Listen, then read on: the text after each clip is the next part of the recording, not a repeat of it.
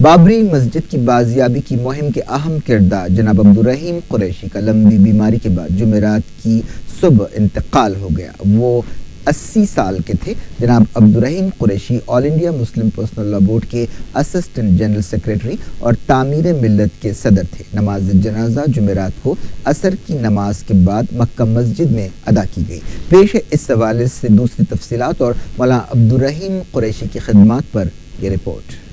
کہتے ہیں ایک عالم کی موت ایک عالم کی موت ہے۔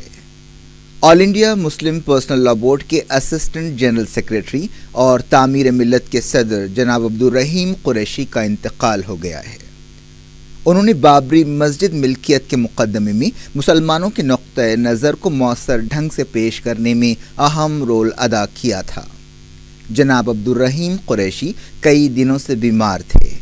انہوں نے مسلم پرسنل لاء بورڈ کے ترجمان کی حیثیت سے بھی نمایاں خدمات انجام دی ہیں۔ جناب عبدالرحیم قریشی اسلامی نظام قانون اور تاریخ کے موضوعات میں ایک اتھارٹی کی حیثیت رکھتے تھے۔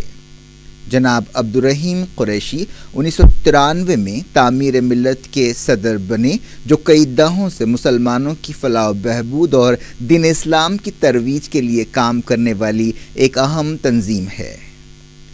بابری مسجد کی بازیابی کے لیے جناب عبدالرحیم قریشی کی خدمات کافی اہم ہیں۔ انہوں نے ایودھیا تنازع کے بارے میں ایک حقائق پر مبنی کتاب بھی لکھی تھی جس کا نام فیکٹس آف ایودھیا ہے۔ انہوں نے حیدرآباد کے علاوہ قومی سطح پر بھی مسلمانوں کے مسائل کو نمایاں کیا۔ وہ مختلف مسلم تنظیموں کی نمائندگی کرنے والی مشترکہ مجلس عمل کے کنوینر بھی تھے، جس نے حکومت تک مسلمانوں کی بات اثردار ڈھنگ سے پیش کرنے میں اہم رول ادا کیا۔ جناب عبدالرحیم قریشی انتہائی سادہ زندگی گزارتے تھے اور تقوی کی علامت تھے۔ انہیں اسلامی نظام قانون، شریعت اور فقہ پر کافی عبور حاصل تھا اور کئی ملکی و غیر ملکی ادارے، حکومتیں اور شخصیات ان کے علم سے فائدہ اٹھایا کرتی تھیں۔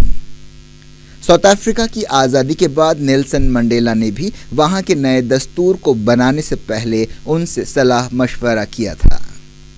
جناب عبدالرحیم قریشی کی نماز جنازہ جمعرات کو عصر کی نماز کے بعد تاریخی مکہ مسجد میں ادا کی گئی، جس میں ہزاروں مسلمانوں نے شرکت کی۔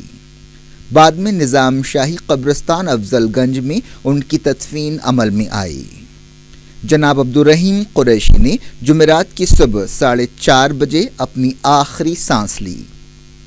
جیسے ہی جناب عبدالرحیم قریشی کے انتقال کی خبر عام ہوئی، ان کے مکان پر بے شمار لوگ جمع ہوئے اور ارکان خاندان سے ملاقات کرتے ہوئے انہیں پرسہ دیا۔ مسلم پرسنل لاء بورڈ کے صدر نشین مولانا رابع حسنی ندوی، تلنگانہ کے chief minister K Chandrashekar Rao, deputy chief minister Mahmood Ali, Andhra Pradesh کے chief minister N Chandra Babu Naidu, صدر مجلس اتحاد المسلمین اسد الدین اویسی، مجلس لیجسلیچر پارٹی لیڈر اکبر الدین اویسی اور کئی دوسرے لیڈرز، علماء، مشائخ اور زندگی کے مختلف شعبوں سے تعلق رکھنے والے لوگوں نے جناب عبدالرحیم قریشی کے انتقال پر افسوس کا اظہار کیا اور ان کے انتقال کو ایک عظیم نقصان قرار دیا۔ صدر مجلس اسد الدین اویسی نے ٹویٹر پر کہا کہ حیدرآباد نے جناب عبدالرحیم قریشی کے انتقال کی صورت میں ایک عظیم شخصیت کو کھو دیا ہے۔ انہوں نے کہا کہ مجلس کے مرحوم صدر صلاح الدین اویسی، تعمیر ملت کے سابق نائب صدر مولانا سلیمان سکندر اور ممتاز عالم دین مولانا حمید الدین عاقل حسامی سے محرومی کے بعد اب حیدرآباد کے عوام کے لیے یہ ایک اور بڑا صدمہ ہے۔ صدر مجلس نے یہ بھی کہا کہ جناب عبدالرحیم قریشی کا انتقال ان کا شخصی نقصان ہے، کیونکہ وہ کئی مسائل پر ہمیشہ جناب عبدالرحیم قریشی سے صلاح مشورہ کرتے تھے اور ان سے رہنمائی حاصل کرتے تھے۔ جناب عبدالرحیم قریشی کے پسماندگان میں اہلیہ کے علاوہ 5 بیٹے اور 6 بیٹیاں ہیں۔ حیدرآباد کی سرزمین ایک کے بعد ایک اپنے قابل سپوتوں سے محروم ہو رہی ہے، لیکن یہ انتہائی افسوس اور تشویش کی بات ہے کہ زندگی کے مختلف شعبوں خاص طور پر علم و فن اور دین کے لیے خدمات انجام دینے والی ان شخصیات کا کوئی بدل سامنے نہیں آ رہا ہے جنہیں ہماری زندگیوں میں مینار نور کی حیثیت حاصل تھی۔ سب کہاں کچھ لالا و گل میں نمایاں ہو گئیں، خاک میں کیا صورتیں ہوں گی کہ پنہاں ہو گئیں۔